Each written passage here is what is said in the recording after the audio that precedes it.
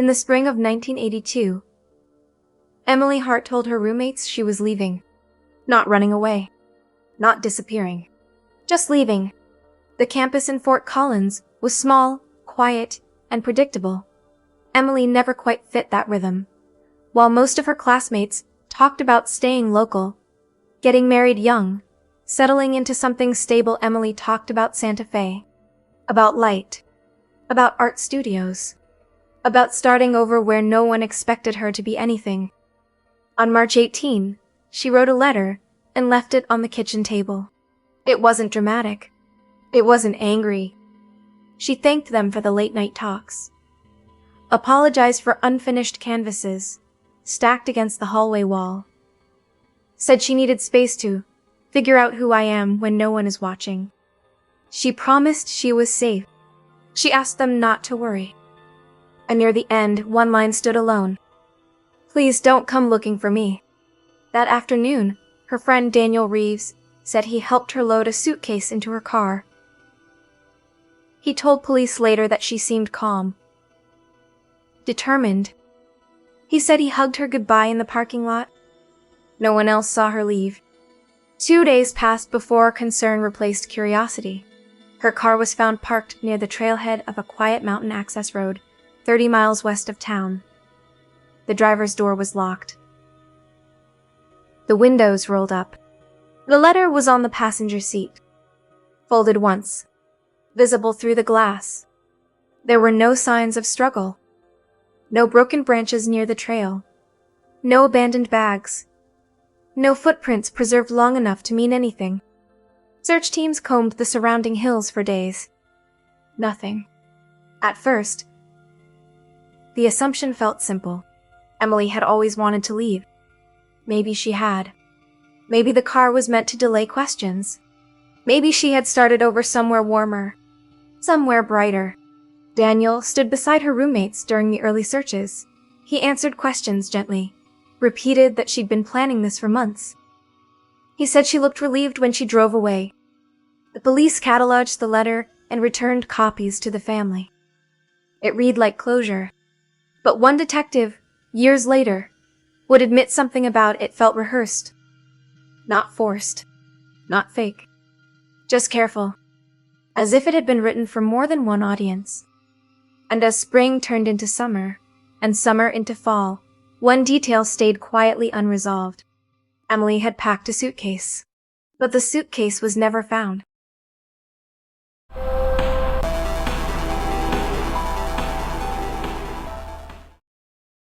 Daniel Reeves became the steady voice after Emily vanished.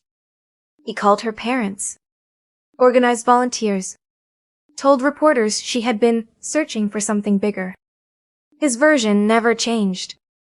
He helped her carry a suitcase downstairs. They drove toward the edge of town. She mentioned stopping near the foothills before heading south. They hugged goodbye near a gas station. He said she looked certain. No witnesses confirmed it, but nothing directly contradicted it either. Daniel had known Emily since freshman year. He studied literature. She painted portraits in the student union courtyard. They weren't dating, but they were close late coffee runs, long drives, long conversations. Friends called him protective, loyal, always nearby. Police interviewed him twice that first week. He admitted he didn't want her to leave, but said he respected her choice. She needed something different, he told them. When investigators processed Emily's car, there were no obvious signs of struggle. The seat was set to her height. The mirrors aligned the way she preferred. But small inconsistencies surfaced. The gas tank was nearly empty. There was no receipt from the gas station Daniel mentioned. The odometer suggested the car hadn't traveled as far as he estimated. Nothing dramatic. Just small cracks in a simple story. Weeks later, a roommate remembered something else. The night before she left, Emily had rewritten part of her letter. When examined under stronger light, faint impressions from the earlier draft were visible. The first version hadn't included the line, "Please don't come looking for me." That sentence had been added last. Daniel attended every vigil that summer. He stood beside Emily's parents as candles flickered in paper cups. He reassured them she was brave, that she would reach out when ready. As months passed, searches slowed. Posters faded. Calls stopped. The case shifted from urgent to uncertain. And Daniel stayed close to the family. Close enough to be trusted. What no one asked, at least not then, was why Daniel had driven in the same direction as Emily that day. Or why no one ever checked how far his car had gone. By 1985, Emily's disappearance had settled into something quieter. Not solved. Just absorbed. Her parents stopped printing new flyers. The campus replaced the bulletin boards where her photo once hung. New students arrived who had never heard her name. Daniel remained. He visited Emily's mother on holidays. Helped repair a fence one summer. Sat through evenings where memories were repeated carefully, as if saying them enough could keep them real. He never avoided questions. Yes, she had seemed ready to leave. Yes.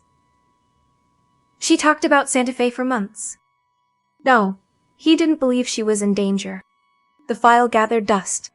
In 2009, a detective reviewing cold cases noticed something small in the evidence log. Fabric fibers collected from the back seat of Emily's car had never been tested beyond basic comparison. In 1982, the technology wasn't advanced enough to extract much from trace material. By 2009, the evidence had been stored properly, sealed, untouched. When processed again, the lab found more than fibers. They found skin cells embedded deep in the weave.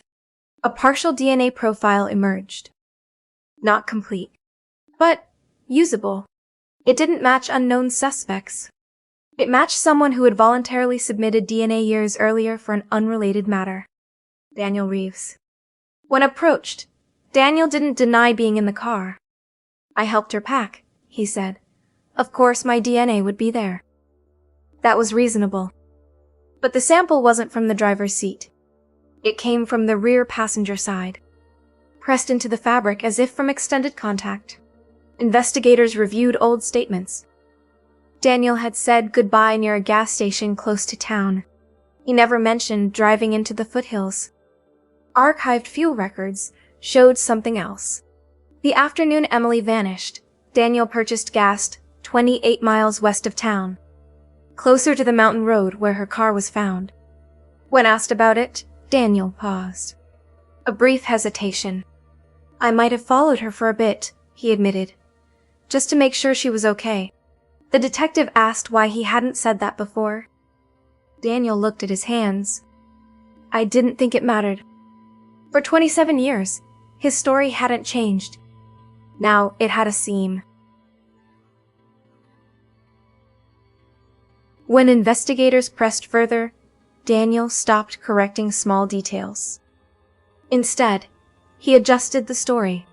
Yes, he had followed Emily beyond the gas station. Yes, they had talked again near the foothills. He said she was uncertain. He said she was making a mistake. He said she didn't understand what she was giving up. There was no confession in the beginning, only reframing. He described it as an argument that stretched longer than he expected. Emily had parked along the mountain access road. They stepped out of their cars to talk. No witnesses. No cameras. Just wind moving through dry brush. Daniel insisted he only wanted clarity. He said he felt responsible for her. She wasn't thinking clearly, he told detectives. I just wanted her to slow down.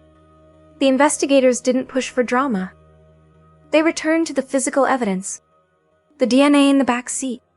The fuel receipt. The rewritten line in the letter. Please don't come looking for me. Experts later determined the ink pressure in that final sentence differed slightly from the rest of the page. Not forged, but added later. Carefully. When confronted with that detail, Daniel went quiet. Silence lasted longer this time. Eventually, he admitted they drove together for a while after leaving town.